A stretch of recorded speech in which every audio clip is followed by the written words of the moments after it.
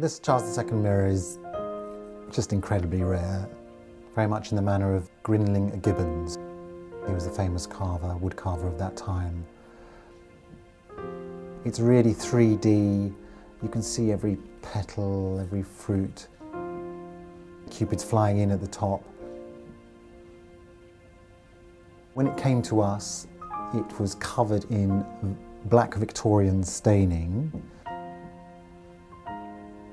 To remove the staining, we used a technique called dry stripping, which is basically a posh phrase for scratching. We scratched off later layers.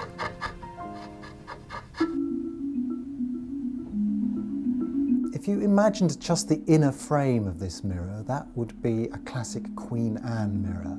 But they're moving on, so they've added this top and this apron. And also you'll see in the bottom part of the apron little holders where there used to be candle arms to double the light.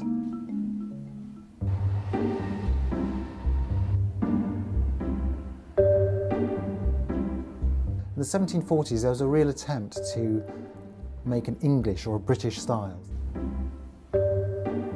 Here we have the original glass from the 1740s, and the top bit has what they called diamond cutting. They've actually etched into the glass. As an antiques dealer, you are constantly looking. So when you see something as good as this, that's one of the pleasures of the business.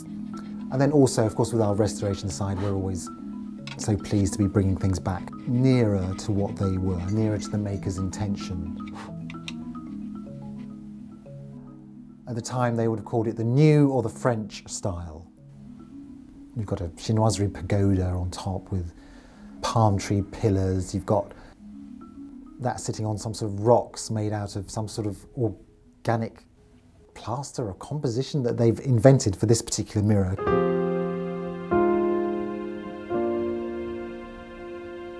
We can tell that this frame from about 1770 was made for an older glass. It was made for a Queen Anne glass. So even though this would be, quite an expensive frame, they were keen to reuse an old piece of glass because of its expense. Its expense was down to the fact it was difficult to make, and also there was, of course, a tax on glass.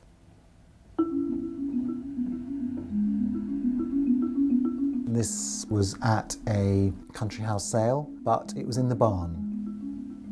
And my brother and father are determined to scour every inch of a sale like that. So they went to the barn and they found it.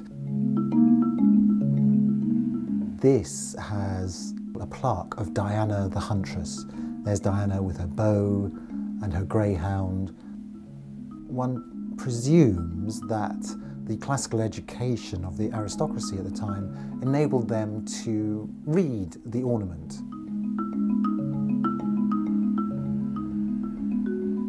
This is crazy. It's got a dragon on top, it's got fierce dolphins below, and it's got an interesting Regency colour scheme, that sort of dark green, very Regency colour, and the gilt. We did put some gold leaf back on. We have to use the same technique they used in the 18th century, the water gilding technique.